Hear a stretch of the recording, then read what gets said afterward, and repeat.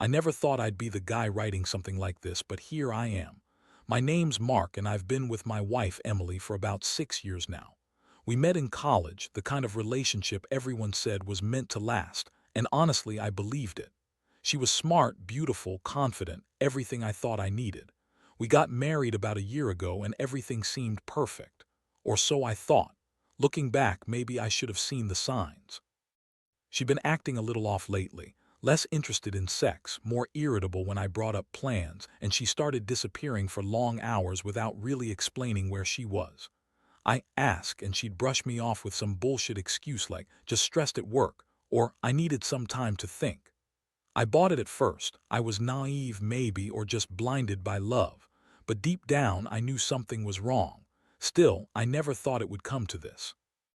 Never thought she'd betray me, and at my own wedding rehearsal no less. The week before the wedding, Emily and I had a small dinner with her best friend, Sarah. Nothing unusual, just a casual night, or so I thought. But the next day, I noticed her phone kept dinging with messages she'd quickly hide. She'd get that guilty look whenever I glanced at her, but she'd wave it off, make some sarcastic remark about how I was paranoid. I shrugged it off. I mean, maybe she was just excited or nervous about the wedding. I wanted to believe that, so I did. Then came the night of the rehearsal dinner. Emily was her usual bitchy self, snapping at everyone, making snide comments about the people there.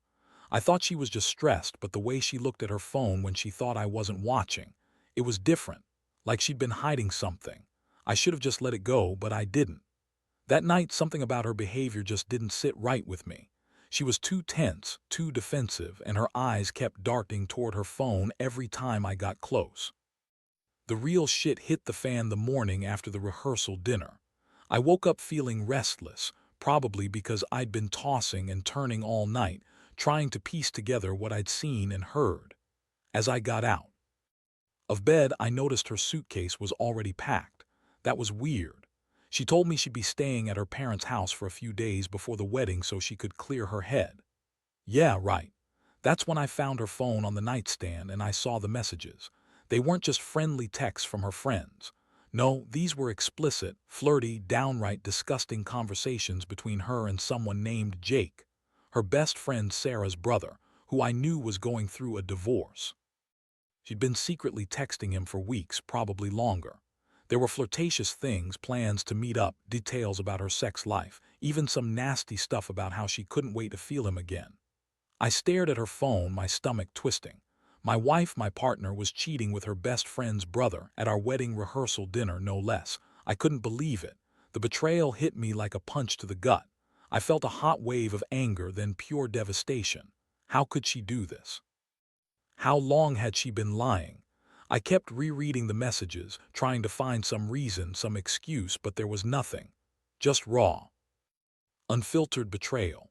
That's when I knew I had to confront her. I couldn't just pretend I didn't see. I needed answers, and I needed them now. I didn't waste any time. I grabbed her phone, scrolled through every message I could find, and kept going until I was certain I saw enough. She had no idea I was awake, no idea I'd seen what I had. When I finally put her phone down, my mind was racing. I felt a mixture of rage, betrayal, and sheer heartbreak. I wanted to scream, to shake her, to demand an explanation, but I knew I had to stay calm. At least that's what I told myself. Later that day, I found her in the kitchen pretending to be busy with some of her wedding stuff. She looked up and saw my face. You could see the panic in her eyes, but she tried to hide it with her usual bitchy smirk. "What's wrong, Mark? You look like you've seen a ghost," she said, trying to sound casual, like she was just annoyed I was bothering her. I didn't bite. Instead, I looked her straight in the eyes and said, "We need to talk now." Her smirk faltered for a second, but then she rolled her eyes and started with her usual bullshit. "What are you talking about? I don't know what you saw, but you're overreacting. Maybe you're just stressed about the wedding coming up. Relax, babe." Yeah, right, that's when I lost it. I pulled out the messages and slammed her phone on the counter. Her eyes widened and her face went from annoyed to defensive in a flash. "That's not what it looks like," she snapped. "It's nothing. Just some stupid flirtation. Jake, going through a divorce, he's just lonely, that's all." I shook my head, feeling every part of my body tense up. It's not just some flirtation, it's sex, Emily. I saw the explicit messages. You're screwing around with your best friend's brother while we're planning to get married. How could you? She scoffed, crossing her arms. Oh, please, you think I'm some kind of saint. You're not exactly perfect either, Mark. Maybe I needed an outlet, okay? It's not like I was planning to leave you or anything. Just a bit of fun, sex. It's not the end of the world. Her voice was full of venom, like she was trying to dismiss everything and make me feel guilty for catching her. That's when I felt my blood boil. I looked at her, trembling with rage, and said, "Fun? You call cheating and lying fun? You're disgusting, Emily. I trusted you with everything.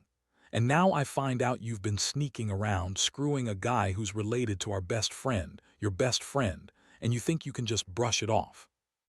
She opened her mouth to say something, probably another lie, but I cut her off. "Save it. I don't want to hear your bullshit anymore. I can't even look at you right now. I need some time to think." Without waiting for a reply, I turned and walked out of the house. I needed space, clarity. I felt like I'd just been punched in the gut, crushed, really, and I didn't know if I could ever look at her the same way again. That night I stayed in a hotel. I didn't want to be near her. I kept replaying everything. Her lies, her smirk, the betrayal in her eyes.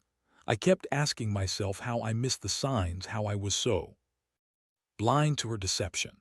It was like everything I believed in, everything we built, was a lie.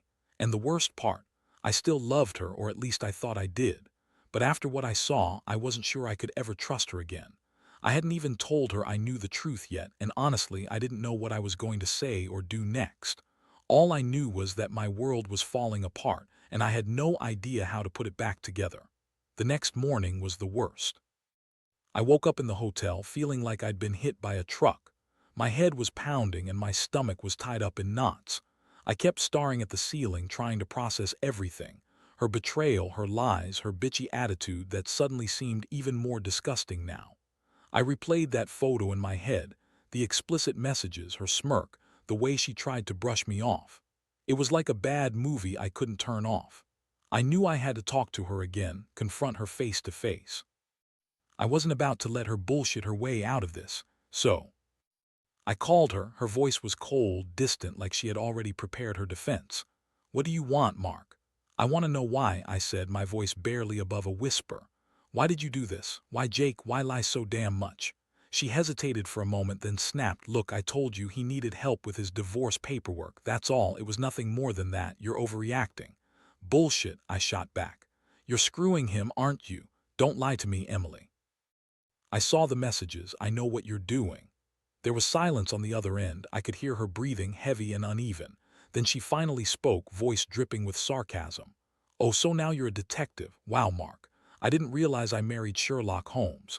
Maybe you should look in the mirror and ask how many times you've been unfaithful, huh?" That hit me like a punch in the gut. I felt tears prick my eyes. I wanted to yell, to scream, but I held back. Instead, I told her, "You're a bitch, Emily.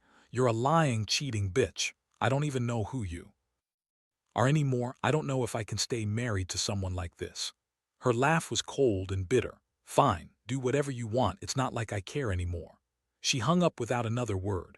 That was the moment I realized something. I'd been fooling myself, thinking she was just stressed or overwhelmed. But she was a liar, a manipulator, and apparently a damn good one. All those years I spent trusting her, believing in us, gone just like that, and the pain was unbearable. I spent the rest of the day trying to convince myself I was doing the right thing, that she was poisoned, that she'd betrayed me beyond repair. But still, part of me clung to the hope that maybe she'd come clean, admit everything, and we could somehow fix this. Deep down, I knew that was wishful thinking. The truth was I'd been played, used, lied to. That evening, I sat alone in the hotel room, staring out the window at the city lights. My mind kept circling back to that moment I found her messages. The blatant, disgusting truths I'd uncovered. It was like I'd been slapped hard, but worse, because it was. By the person I loved most. My wife, the woman I thought was my partner for life. I wasn't sure what to do next. Part of me wanted to run, to forget her and start over. Another part, more stubborn, wanted to fight to make her pay for what she did. But the truth was I was lost. I felt broken, betrayed, and angry. Maybe I'd try to forgive her someday, maybe I wouldn't. I didn't know. All I knew was that everything had changed in that one stupid, careless moment I saw those messages. And nothing would ever be the same again. The days that followed were a blur of chaos and confusion. I stayed in that hotel, not because I wanted to be alone, but because I couldn't face her, couldn't tolerate her presence without losing my mind. Every time I closed my eyes, I saw her smirk, the explicit messages, her cold voice on the phone. The image of her in that hotel room with Jake kept haunting me. How she said she was just helping him with paperwork, how she lied so effortlessly. It made my stomach turn. I didn't tell anyone at first. I kept it all inside, trying to process what I'd found. I kept asking myself if I'd missed the signs, if I'd been blind or just too trusting. I replayed every moment, every conversation, trying to find something I'd overlooked. But deep down, I knew the truth. She'd been cheating on me for weeks, maybe longer. The wedding, the rehearsals, the nights I thought she was busy with wedding plans. She was with him, probably every chance she got. Eventually, I reached out to Sarah, her best friend. I couldn't keep this to myself anymore. I needed someone who knew Emily well enough to tell me if I was crazy or if I was right to be furious. I called her, voice shaky. "Sarah, I need to tell you something. It's about Emily. I found out she's been cheating on me with Jake." There was a long pause on the other end.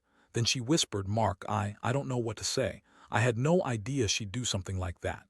She's been so bitchy lately. I thought maybe she was just stressed, but I didn't think it was this bad."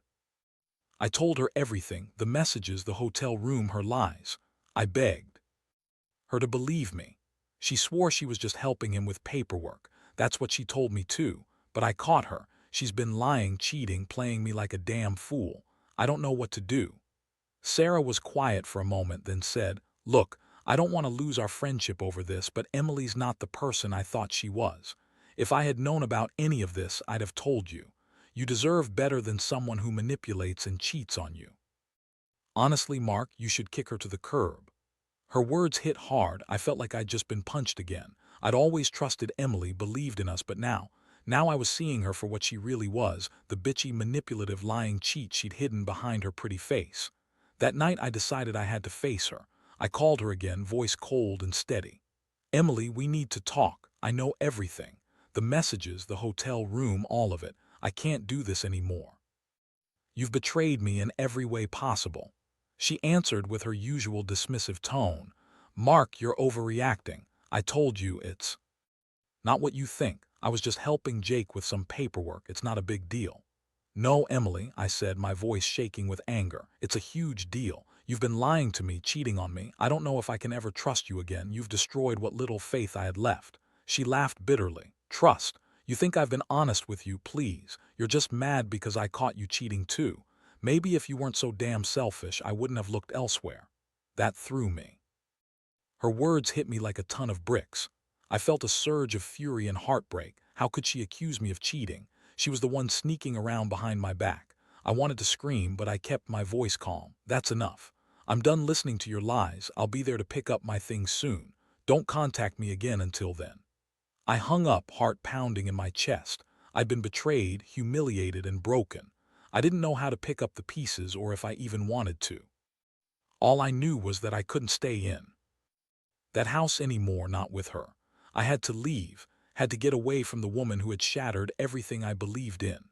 In the days that followed, I packed my clothes, my belongings, and made arrangements to move out. I knew this wasn't just about the betrayal. This was about respect, trust, and my dignity. She had crossed every line, and there was no coming back from that. I felt numb most of the time, like I was walking through a nightmare I couldn't wake up from. But amid all this chaos, I realized one thing: I deserved better. I deserved someone who loved me, who was faithful and honest. Emily was no longer that person. She was a stranger now, a lying, manipulative stranger who had used me and thrown me away. And I wasn't going to let her do that anymore. I was done with her games, done with the lies. It was time to move on, however painful it might be. The moment I moved out, I felt like I was finally shedding a heavy weight I'd been carrying for months. It wasn't just the betrayal. It was the realization that everything I thought was real was built on lies. I packed my things, took a deep breath, and left the house that once felt like the safest place in the world.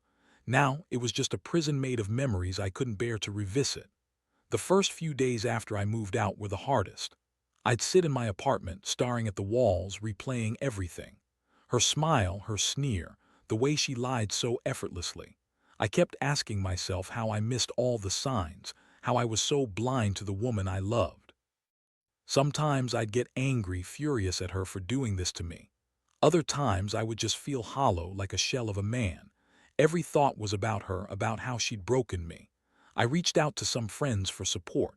Most of them told me I deserved better, that I should just forget her and move on. But not all of them. Sarah called me a few times, apologizing profusely, saying she felt awful for not telling me earlier. I appreciated it, but honestly, I didn't know if I could ever forgive her. Not for hiding the truth, not for letting her brother mess around. Behind my back, that betrayal cut deep. As the days turned into a week, I started to see a faint glimmer of clarity. I knew I had to face the fact that this was overdone. No matter how much I wanted to believe there was a chance to fix it, I couldn't.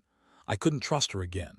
Every time I thought about her, I felt a mix of anger and despair.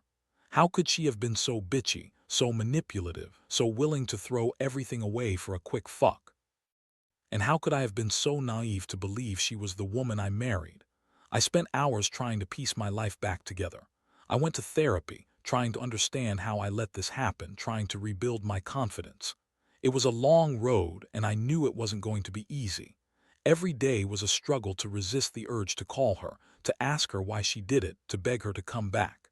But I knew that was only giving her power over me. I had to take control of my life again. One afternoon, I finally sat down and wrote a letter to myself.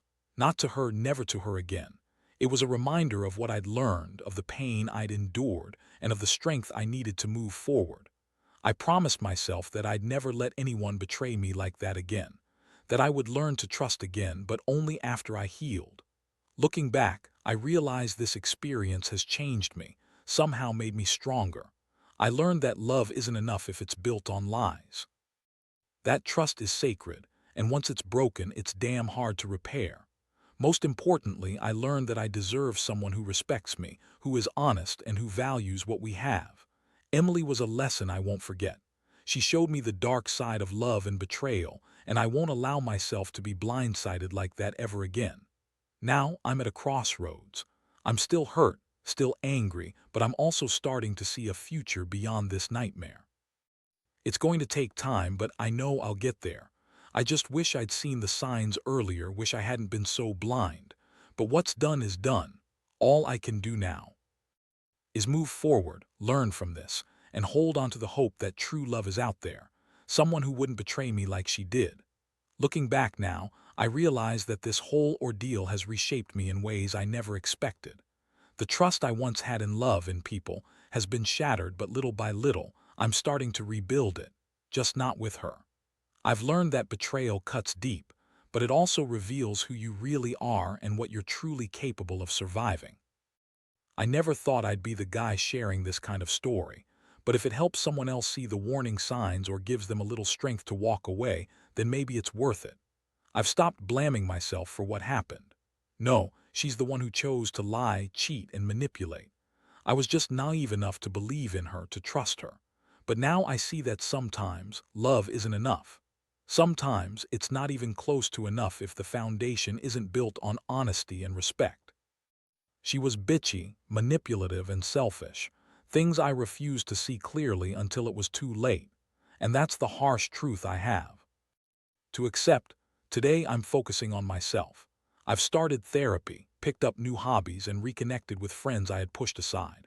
I still have days when I feel empty and angry, but I remind myself that I deserve better, someone who values fidelity and honesty, someone who won't betray me over some stupid fling or moment of weakness. I won't let her define my future, even if she's still a part of my past. I've learned that revenge isn't the answer. Not really. I didn't destroy her or try to ruin her life. I just walked away. That's my revenge, walking away with my dignity intact. Because at the end of the day, I know I am worth more than someone who cheats and lies. I am worth honesty, respect, and love, things I'll find again someday, I hope. But for now, I need time to heal. to remember what it feels like to trust again without fear. To anyone reading this who's going through something similar, I'll say this: trust your gut. Don't ignore the signs, no matter how much you want to believe in happily ever after. Because sometimes people show you their true colors long before you realize it, and when they do, don't be afraid to walk away. Protect your heart, heal, and remember that you are stronger than the pain they cause. Love isn't supposed to hurt this much, and it's never worth losing yourself over lies and betrayal.